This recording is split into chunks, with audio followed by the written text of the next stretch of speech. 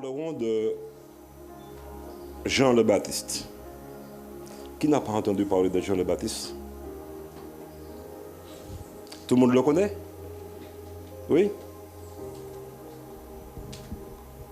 Vous le connaissez, oui ou non? Oui.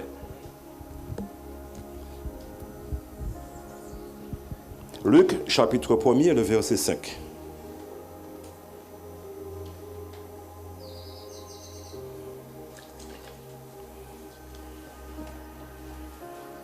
À partir du verset 5 plutôt. Luc chapitre 1er à partir du verset 5.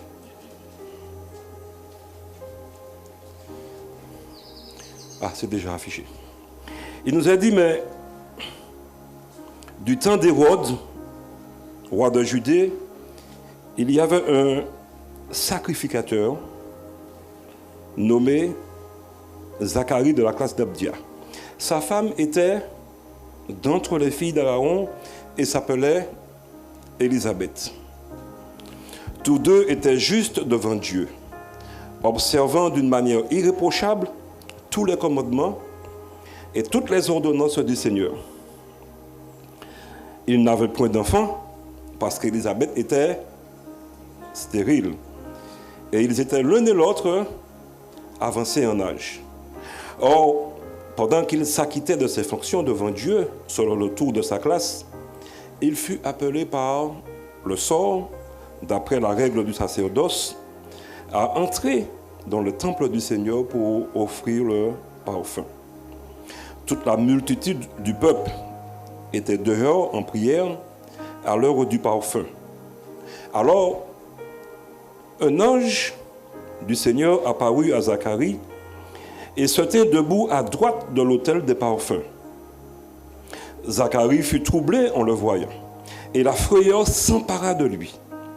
Mais l'ange lui dit, « Ne crains point, Zacharie, car ta prière a été exaucée.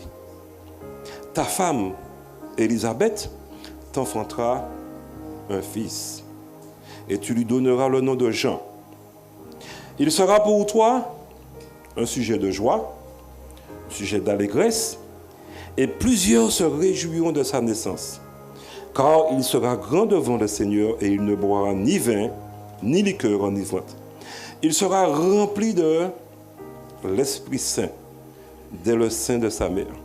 Il ramènera plusieurs des fils d'Israël au Seigneur, leur Dieu. Il marchera devant Dieu avec l'esprit et la puissance d'Élie, pour ramener les cœurs des pères vers les enfants et les rebelles à la sagesse des justes, afin de préparer au Seigneur un peuple bien disposé. Zacharie dit à l'ange, « À quoi reconnaîtrai-je cela? Car je suis vieux et ma femme est avancée en âge. » L'ange lui répondit, « Je suis Gabriel, je me tiens devant Dieu. J'ai été envoyé pour te parler et pour t'annoncer cette bonne nouvelle. » Amen. Belle petite histoire. Vous m'avez dit que vous le connaissez. Et donc, par conséquent, vous savez que Jean le Baptiste a été quelqu'un d'exceptionnel, d'extraordinaire, de bien. La Bible me dit que l'ange est venu voir son père qui s'appelait Zacharie, alors que ce dernier était en train de remplir ses fonctions dans le temple. C'est ce que me dit la Bible. La Bible me dit aussi que sa mère, Élisabeth, aussi, elle était une femme soumise au Seigneur. Mais la Bible me dit aussi qu'elle n'avait pas d'enfant parce qu'elle était stérile. Et en plus, au moment où ces choses sont écrites, la Bible me dit qu'elle était aussi avancée en âge. Et pourtant, c'est à ce moment que l'ange est venu leur annoncer ce que nous appelons une bonne nouvelle. Peut-être pas forcément la bonne nouvelle on la connaît, d'accord? Mais au moins une bonne nouvelle. Bien-aimé, quand je lis le texte, il semblerait que Zacharie et son épouse avaient déjà prié pour ce sujet-là. Il semblerait que Zacharie et sa femme Élisabeth avaient déjà prié pour avoir cet enfant-là.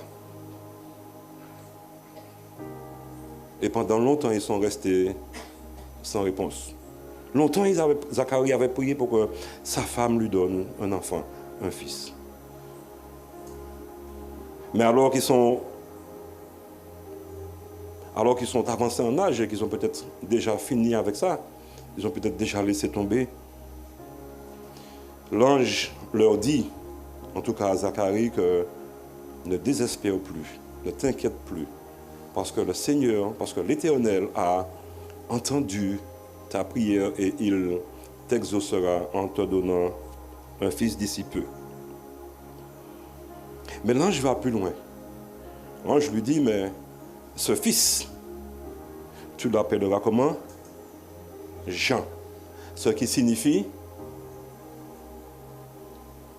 la réponse est toute simple.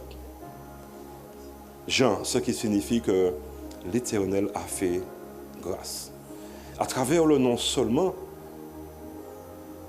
quand on traduit ça, à travers le nom seulement, Dieu a fait grâce. Tu ne méritais pas, mais vous ne méritiez pas, mais Dieu vous donne.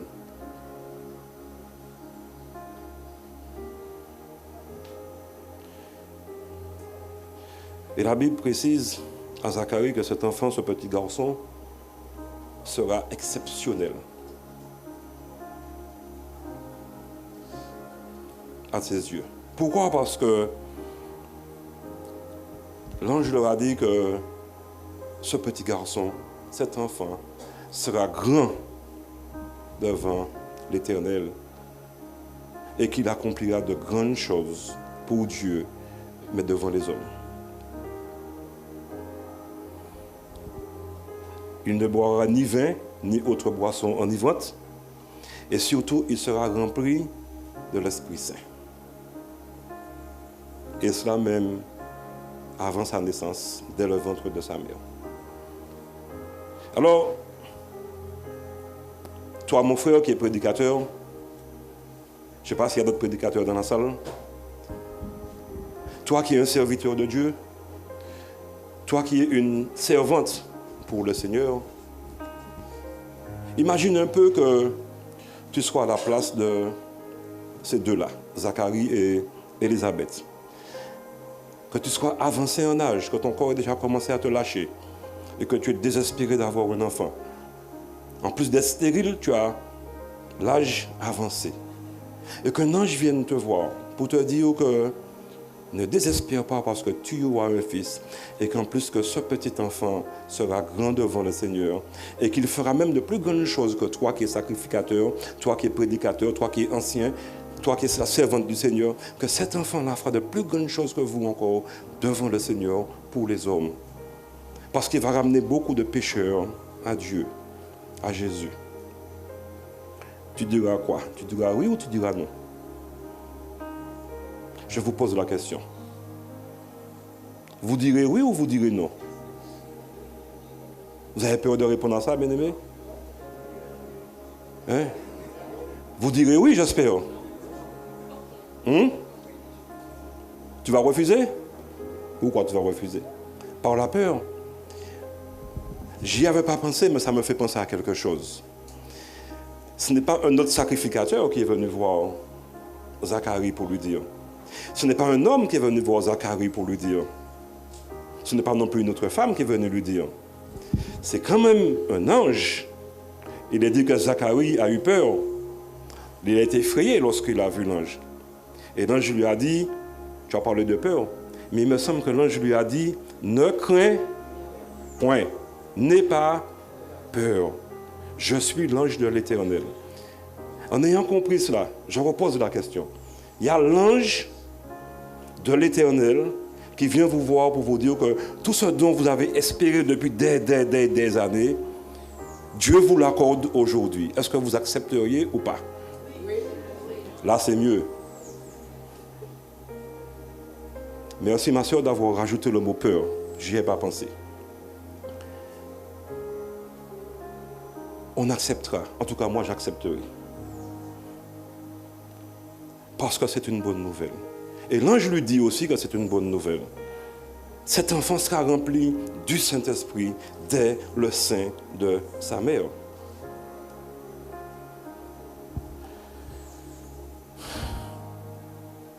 Cet ange Gabriel ne s'est pas arrêté là. Vous savez qu'il a été voir la cousine d'Élisabeth, à savoir Marie, pour lui annoncer aussi la même chose. Et cette fois-ci, la bonne nouvelle. Il dit à Marie, mais tu enfanteras un fils. D'accord?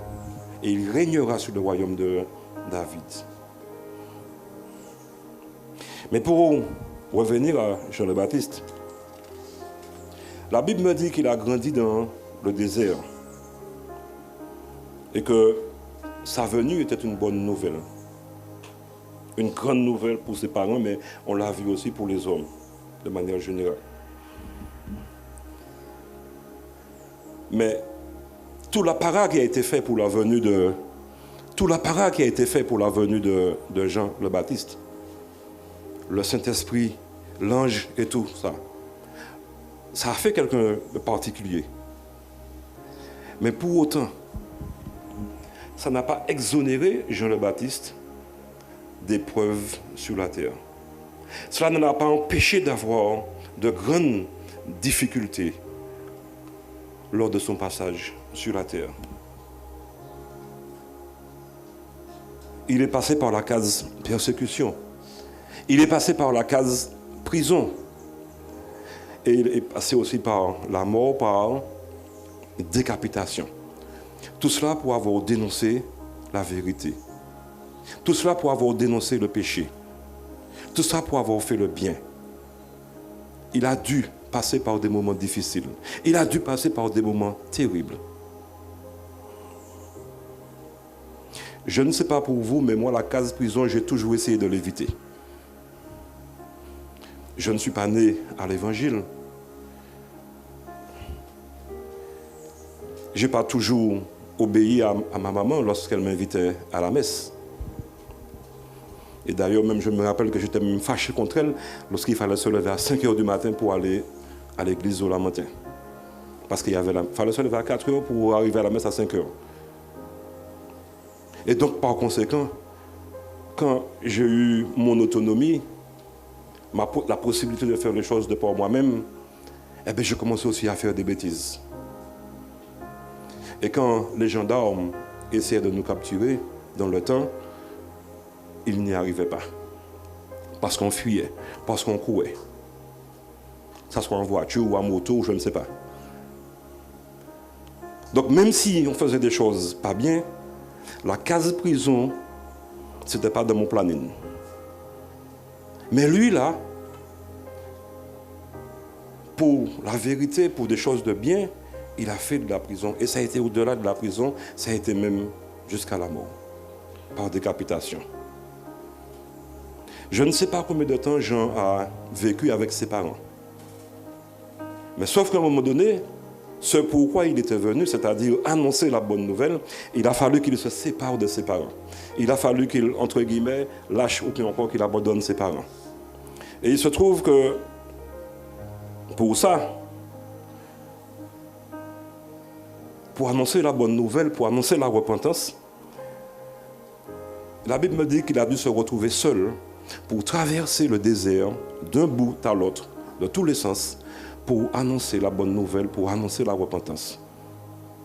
Et cela tout seul. Quand on est chez soi, on sort du travail, on sort de la plage, on sort de je ne sais où, et qu'on a envie de voir personne, et on se dit, mais j'ai envie de rester seul.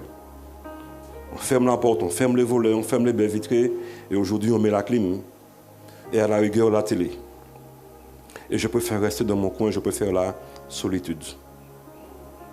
Mais ce n'est pas ce genre de solitude-là que Jean a vécu dans son temps. Seul dans un désert, je suppose que ça ne doit pas être marrant. Dans les moments difficiles, dans la fatigue. Ici, depuis environ 2 mois, on a un soleil où tout le monde crie. Et pourtant, nous ne sommes pas dans le désert. Ce sont des moments difficiles. Matthieu, chapitre 3, le verset 4, me dit, mais Jean avait un vêtement de poils de chameau et une ceinture de cuir autour des reins. Il se nourrissait de sauterelles et de miel sauvage.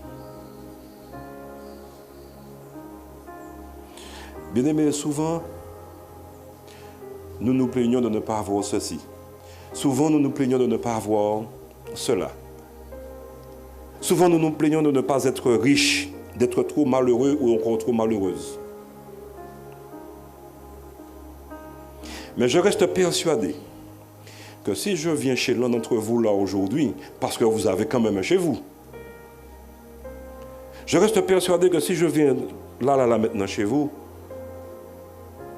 et que je rentre dans votre cuisine, je reste persuadé que je trouverai au moins 3 assiettes, 3 fourchettes, 3 couteaux, 3 cuillères. Et peut-être aussi 3 verres. Vrai ou pas vrai?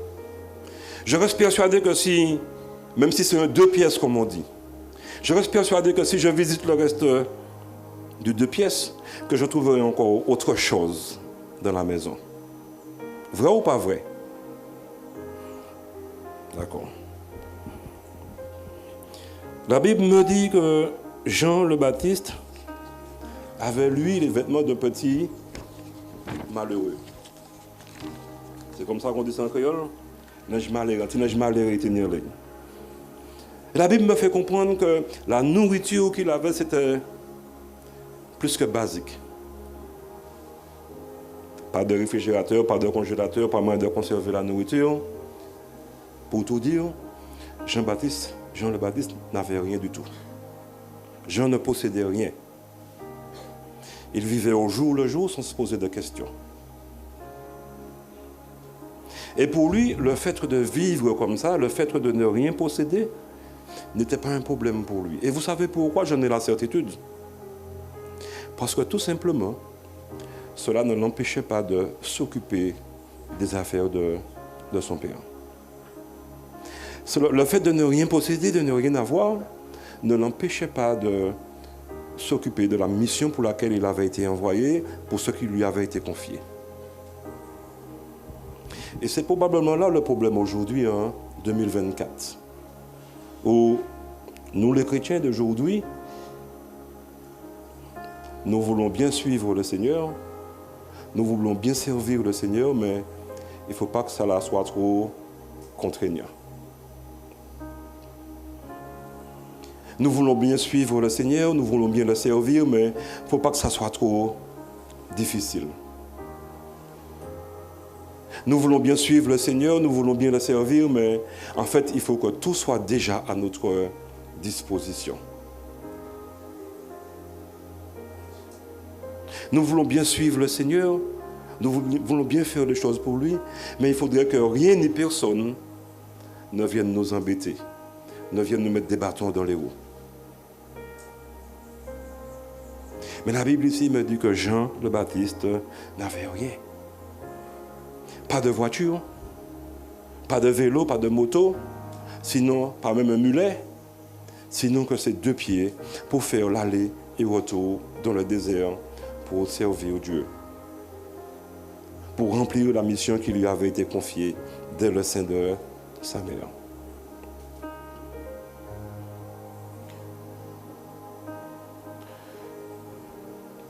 Pas de maison, pas même une tente pour s'abriter. Normal, tu me diras que Décathlon n'existait pas encore. D'accord? Mais il n'y avait même pas ça. Pas de maison, rien du tout. Un petit lapin chameau qui était en ligne, et puis petit brin miel, et puis sauterelle qui a été à manger. Et vous savez pourquoi il a accepté ça? Parce que, en fait, Jean le Baptiste était du genre plutôt à, quand on a un verre d'eau, lorsqu'on a une bouteille à moitié remplie, eh bien Jean le Baptiste était plus du genre à regarder la partie remplie du verre que de regarder la partie vide. Il ne regardait pas ce qu'il n'avait pas, mais il regardait plutôt à ce que Dieu lui avait donné pour accomplir sa mission, c'est-à-dire son vêtement de poils de chameau, ses sauterelles et son miel pour se nourrir. Et avec cela, il avançait avec foi. Avec ça, il avançait avec persévérance.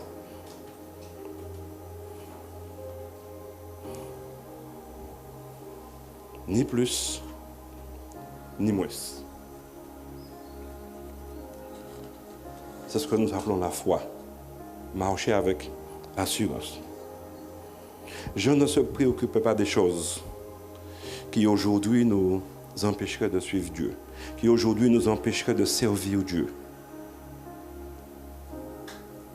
Normal, il n'avait rien.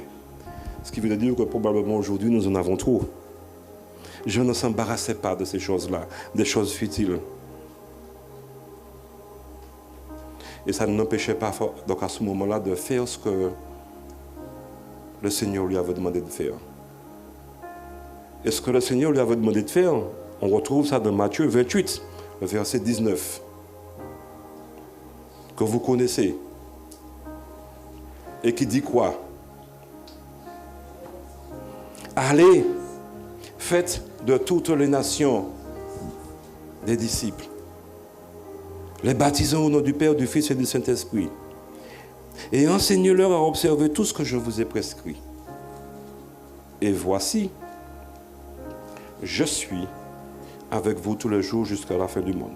Voilà la mission de l'Église. Voilà la mission de chacun d'entre nous ici présents ce matin, qui que nous soyons.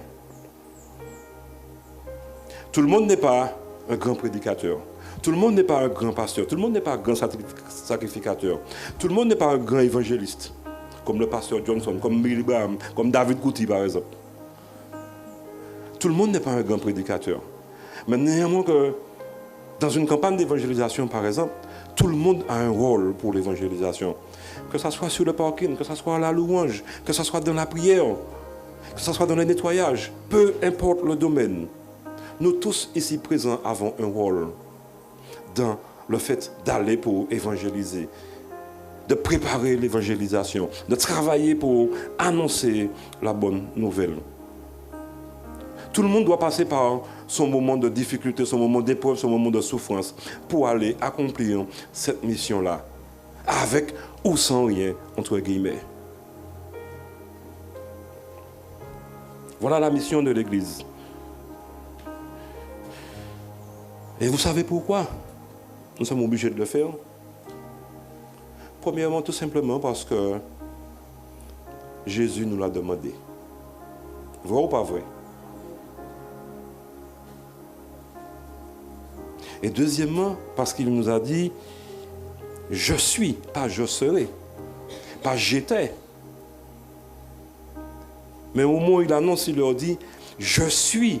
Autrement dit, je suis déjà avec vous pour accomplir cette mission-là. Donc si Jésus est là pour accomplir, s'il est déjà là pour accomplir cette mission-là, à plus forte raison que nous n'avons pas le choix, que d'une manière ou d'une autre, il faut aller le faire. Avec ou sans rien, il faut aller le faire.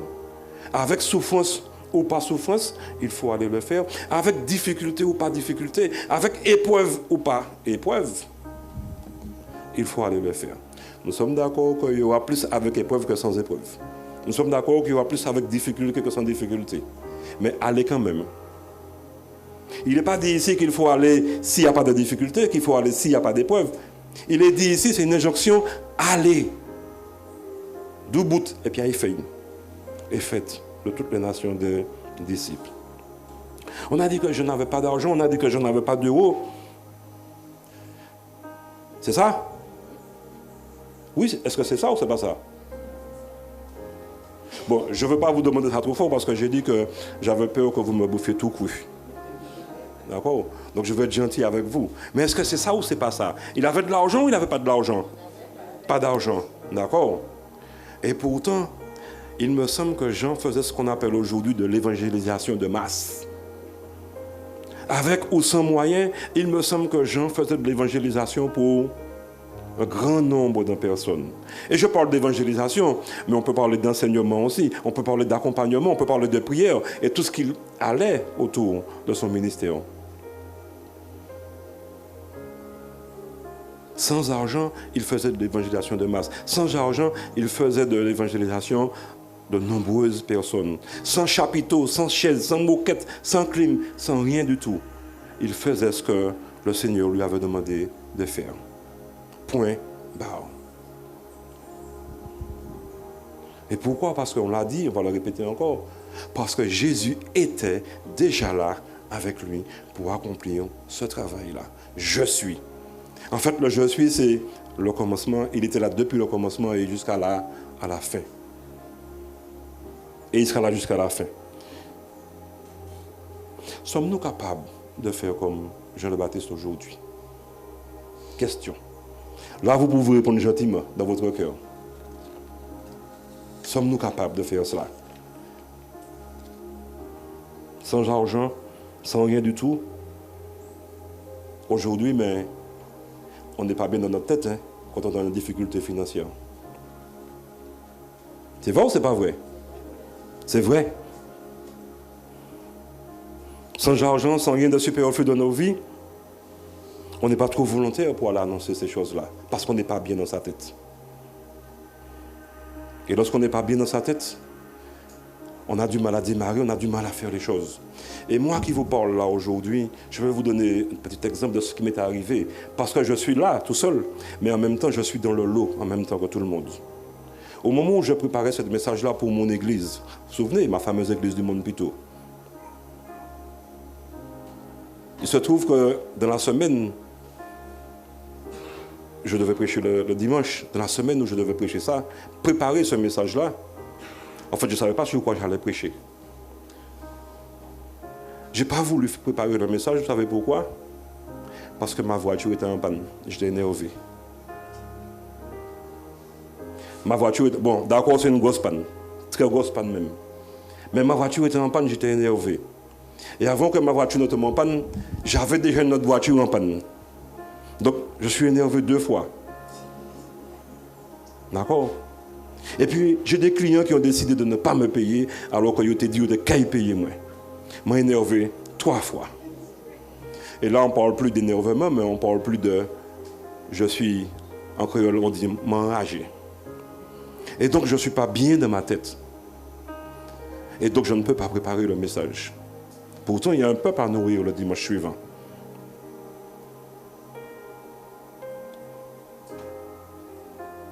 Vous savez quoi, bien-aimés? Nous sommes arrivés vendredi soir et m'en fâchais toujours. Message pour préparer, je ne sais même pas sur quoi je vais prêcher. Et pourtant, on était à peu de jours d'une campagne d'évangélisation. Je savais que j'aurais été attaqué. Je savais que j'aurais été mis à l'épreuve. Je fais partie de l'organisation pour l'évangélisation au Monde Pito. Je savais que j'aurais été attaqué.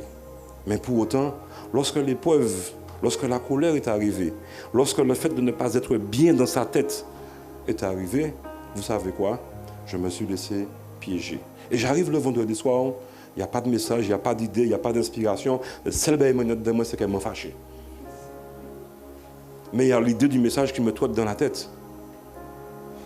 Et je finis par avoir un peu peur, de me dire, mais dans quel état tu es, dans quelles conditions tu es, pour pouvoir aller nourrir un peuple. Mais il y a un proverbe qui dit en Martinique, je ne sais pas pour la Guadeloupe, je ne sais pas pour Sainte-Lucie, ni la métropole, mais il y a un proverbe qui dit que l'or fâché, c'est deux solutions qui naissent. C'est fâché et puis défâché. Et je commence à prier. Mais je vous avoue que quand je commence à prier, j'étais toujours en colère. Mais au fur et à mesure, ça s'est calmé un petit peu. Mais quand j'ai fini de prier, je n'étais pas très en colère, mais j'étais en colère quand même. Mais heureusement, la prière a fait des petits, qui fait qu'au bout d'un moment, j'ai plus eu de colère en moi, j'ai plus eu de rage en moi. Et je me suis senti mieux, je me suis senti plus soulagé, toujours sans argent, toujours avec 2 voitures en panne, mais ça allait mieux. Et je me suis dit, bon maintenant Seigneur, je reconnais ma faute, je n'aurais pas dû me laisser piéger, mais je me suis laissé piéger. Et je demandais pardon à Dieu.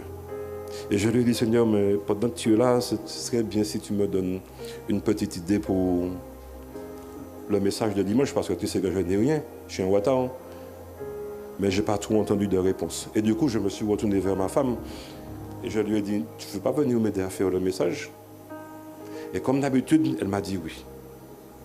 Et comme d'habitude, 3 minutes après, peut-être 4 minutes après, elle est partie et aller se coucher. Parce que nous sommes déjà vendredi soir, très tard. Je suis fatigué, je vais me coucher. Et là, je comprends que je suis seul. Mais juste avant de partir, elle m'a lancé quand même une parole. Et c'est cette parole qui a donné ce message. Mais j'ai quand même compris que c'était à moi de travailler dessus, c'était à moi de me refaire, de changer les idées, de voir là où j'avais commis l'erreur, de voir là où je m'étais laissé piéger, pour pouvoir maintenant faire ce que le Seigneur me demandait de faire. Et le Seigneur a béni. Et samedi, dimanche, je n'étais pas en colère. Et jusqu'à maintenant, je ne suis pas en colère. La voiture est toujours en panne, mais bon. Toujours pas d'argent, mais bon, c'est pas grave. Je vais vraiment manger. Parce que sans rien, il fallait que je fasse. Enfin, sans rien. Je ne suis pas non plus démuni. Hein. Je dois quoi boire, je dois quoi manger, je dois quoi me loger. Même chez moi, il y a 3 assiettes, 3 fourchettes et 3 cuillères. Mais Dieu a béni.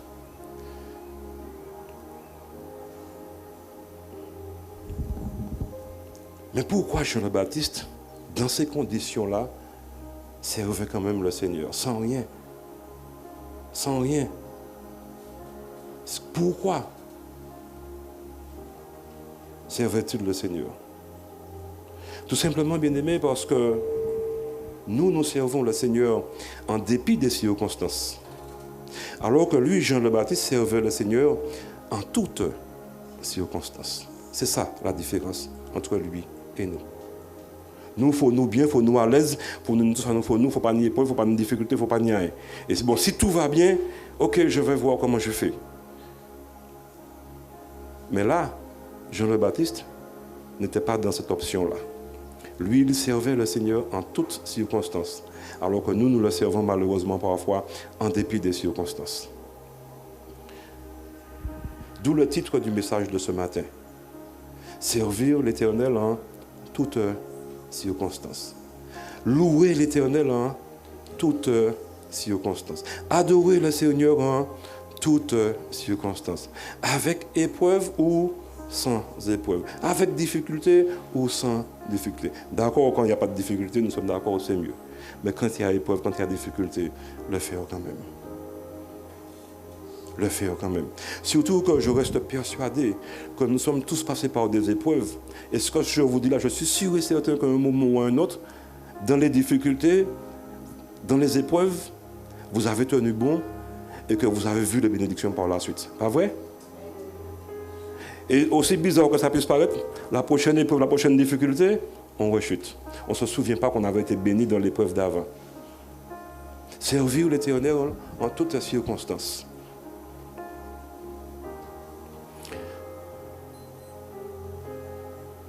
Et là, avec mes difficultés, là, avec mes épreuves, voiture en panne,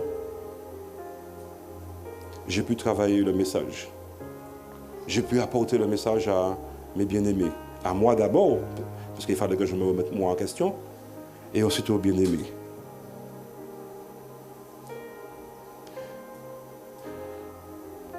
Encore une fois, bien-aimés, trop souvent nous voulons servir le Seigneur quand tout va bien, quand nous sommes de bonne humeur. Mais il y a des choses parfois à revoir. Il y a des choses parfois à changer. Et vous savez quoi? Je reste persuadé au moment où je parle que les bénédictions vont arriver dans ces moments-là aussi.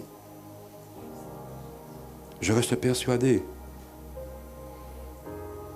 Et lorsqu'on parle de difficultés, lorsqu'on parle d'épreuves, en français ça fait joli, ça fait beau, épreuves. Ce ne sont que des épreuves quand on écoute les bien-aimés parler. Mais lorsqu'on entre dans l'étymologie du mot, lorsqu'on rentre dans la profondeur du mot, les épreuves, ça fait mal, bien-aimé. Les épreuves, ça fait souffrir.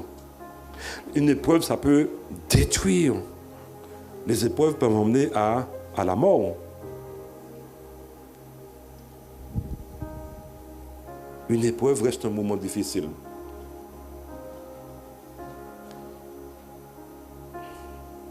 La Bible me dit que quand on prend l'exemple de Zacharie et d'Élisabeth, ils étaient malheureux de ne pas avoir d'enfants.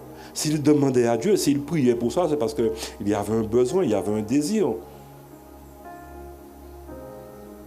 La Bible me dit qu'ils priaient pour cela. Mais malgré tout, ce qu'on a lu tout à l'heure, c'est que Zacharie, dans l'épreuve, dans la tristesse de ne pas avoir d'enfants, de ne pas avoir de descendance, était en train de remplir sa fonction dans le temple.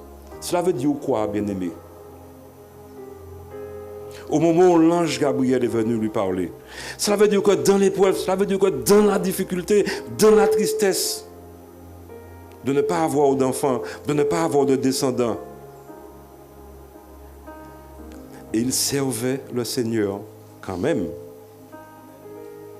Et c'est dans son service pour le Seigneur qu'il a reçu la visite de l'ange pour lui dire, mais ta prière, tes vœux, tes désirs seront exaucés. Tu auras un fils, et pas n'importe lequel. Il sera grand devant les hommes et grand devant Dieu, en accomplissant plein de choses. Élisabeth aussi, la Bible me dit qu'elle était soumise, et tous deux étaient justes et fidèles devant Dieu, malgré la tristesse, malgré la difficulté, malgré le fait qu'elle soit stérile, et que Dieu aurait pu déjà régler ce problème-là depuis bien longtemps. Il ne l'a pas fait en parlant de Dieu tout de suite. Il l'a fait quand il l'a voulu. Ça n'a pas empêché à Zacharie et à Élisabeth de rester fidèles et justes dans le service de Dieu. C'est ça, Joël. Joseph, bien-aimé. Joseph est passé par le kidnapping de ses propres frères. Joseph a été vendu une première fois. Il a été vendu une deuxième fois. Il a été mis en prison pour soi-disant tentative de viol. Ça a duré quelques années. Mais en toutes circonstances, Joseph a servi le Seigneur. Et la bénédiction fut tellement grande que le poste qu'il a eu par la suite, c'est un poste, en français on dit plein pouvoir. Il est devenu quasiment premier ministre d'Égypte. Mais dans ces moments difficiles, dans ces épreuves, dans ces difficultés, dans ces moments de souffrance, je vous ai dit que j'ai essayé d'éviter la case... Enfin non, j'ai évité la case prison. Parce que chaque fois que je voyais le paix de la prison, de la taille. Mais lui, il est passé par la case prison. Pour rien en plus. Par rapport à des mensonges. Lui aussi, il a été blessé dans son amour propre. Dans ces moments difficiles, la Bible me dit qu'il est resté fidèle à l'Éternel et qu'il a continué à le servir. Étienne, vous vous souvenez d'Étienne? Il a été tué par lapidation, le Roche-en-Ligne. Mais même dans ces moments de souffrance, souffrance morale, mais souffrance aussi physique, Étienne leva les yeux vers l'Éternel et il est resté fidèle à Dieu. Et Dieu le lui a bien rendu puisque Dieu lui a montré de merveilleuses choses dans le ciel. Mais dans ces moments difficiles, que ce soit physique ou moral, ou intellectuel ou spirituel, tout ce que vous voulez, il est resté fidèle à Dieu. Ne parlons même pas de l'apôtre Paul. Paul a dit, mais j'ai vécu dans l'abondance. Paul a dit, mais j'ai aussi vécu dans la disette. On l'aime maintenir en trop, mais on l'aime battre ni pièce. Mais il a dit, mais en toutes circonstances, j'ai servi le Seigneur. Ça n'a pas toujours été facile. Lui aussi, il est passé par la lapidation. Ça n'a pas été jusqu'à la mort. Mais lui aussi a souffert dans sa chair. Lui aussi est passé par la case prison. Lui aussi, il a été battu. Mais là encore, en toutes circonstances, il a servi le Seigneur. Mais l'exemple par excellence, c'est aussi ce que Jésus a vécu lui-même. La Bible me dit. Lui qui n'a jamais péché, lui qui n'a jamais fauté, lui qui n'a jamais eu de mauvaises pensées, contrairement à vous, qui avez déjà eu de mauvaises pensées dans votre vie. Jésus n'a jamais connu tout ça, il n'a jamais fait tout cela, mais lui aussi est passé par les moments difficiles. Lui aussi est passé par des moments d'épreuve. Et la Bible me dit dans Matthieu 26, verset 37, alors qu'ils sont dans le jardin de Gethsémané, La Bible me dit que il prit avec lui Pierre et les 2 fils de Zébédée. Et il commença à éprouver quoi? La Bible me dit. Dis ça plus fort, ma soeur. Il commença à éprouver de la tristesse. Vous croyez que vous êtes les seuls à éprouver de la tristesse lorsque ça ne va pas? Jésus est passé par là. Mais pas que de la tristesse. Matthieu chapitre 26, le verset 37 me dit, il prit avec lui Pierre et les 2 fils de Zébédée. Il commença à éprouver de la tristesse, mais aussi de l'angoisse. Verset 38, il leur dit, mon âme est, si je ne peux pas bien comprendre, je vais virer des autres lignes.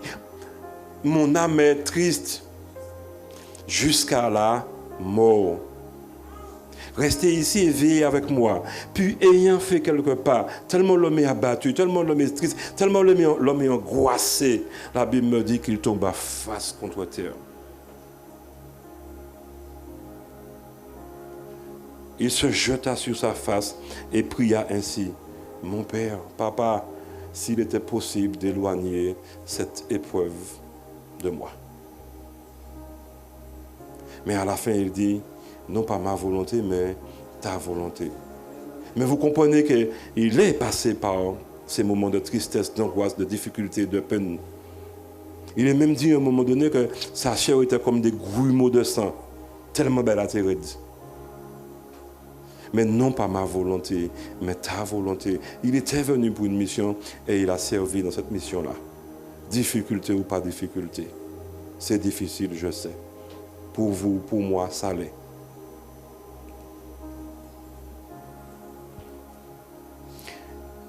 Même si j'ai peur de vous, parce que j'ai peur que vous mangez trop couilles, mais je suis quand même à l'aise pour vous porter cette parole ce matin, parce qu'on a eu un chant ce matin, je ne sais pas s'il est possible de l'afficher. On a dit, je viens t'offrir, Seigneur. C'est toi qui as chanté ça. Avec tout le monde là. Et vous aussi, vous avez entonné. Ah, merci. Je viens t'offrir, Seigneur. Ce que j'ai de meilleur, c'est moi. Je viens t'offrir ma vie. Nous sommes d'accord que nous ne vivons pas pour un jour, ni pour 24 heures. Mais c'est sur le long terme. Je viens t'offrir ma vie. Oui, à toi, Jésus-Christ. Et même si je suis fragile, même s'il y a des choses qui me brisent, même s'il y a des choses qui me cassent, même s'il y a des choses qui me démolissent, je viens t'offrir ma vie et faire ce que tu me demandes de faire. Et même si c'est difficile, je viens t'offrir, Seigneur. On peut avancer encore?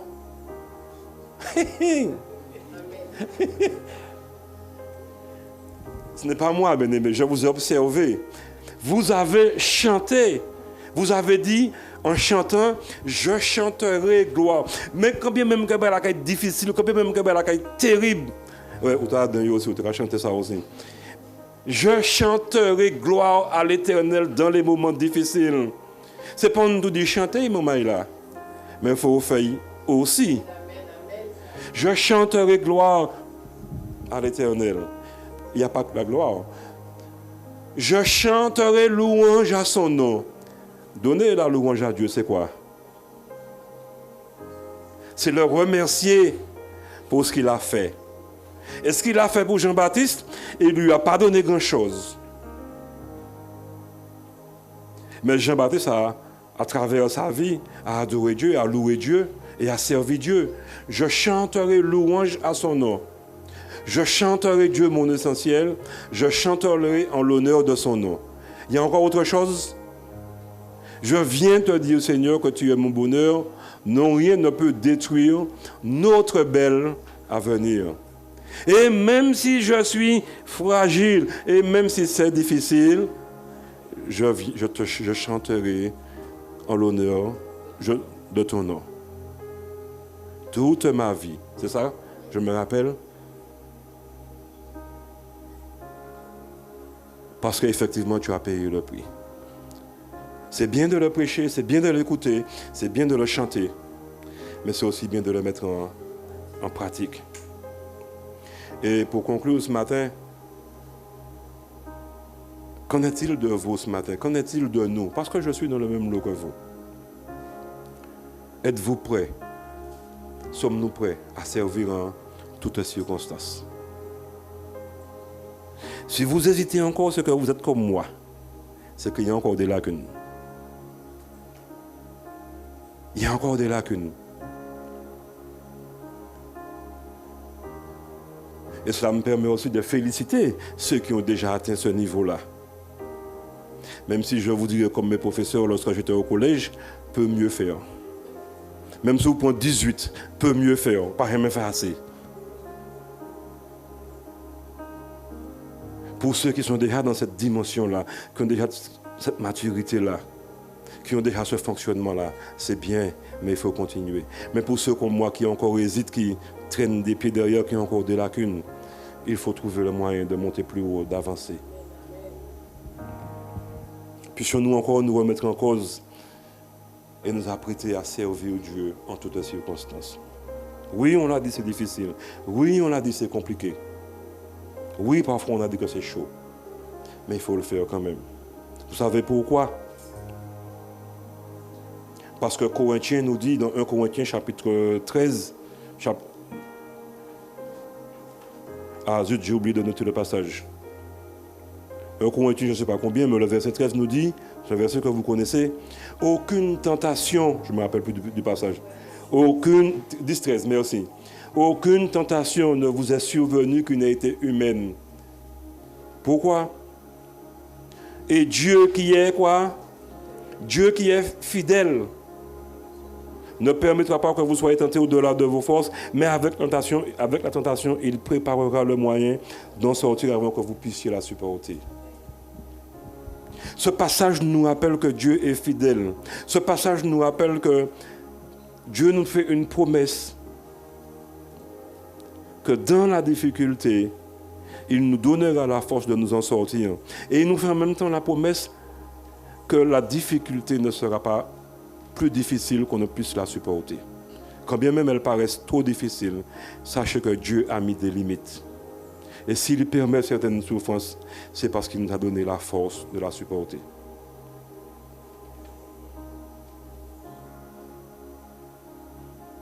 Et pourquoi encore on est capable de le faire? On l'a dit, je le redis encore, parce que je suis avec vous tous les jours jusqu'à la fin du monde. Parce que je m'en suis allé, mais je vous ai envoyé le consolateur pour vous accompagner, pour vous permettre de comprendre et vous permettre d'avancer. Afin que tout comme Zacharie, tout comme Élisabeth, tout comme Étienne, tout comme Joseph, tous comme bon nombre de personnes dans la Bible, que nous puissions servir Dieu en toutes circonstances. Ça a été difficile pour eux, ça le sera pour nous, mais ça reste possible. Amen. Voilà ce que Dieu m'avait mis à cœur de partager avec vous en ce matin. Que Dieu vous bénisse. Amen. Merci.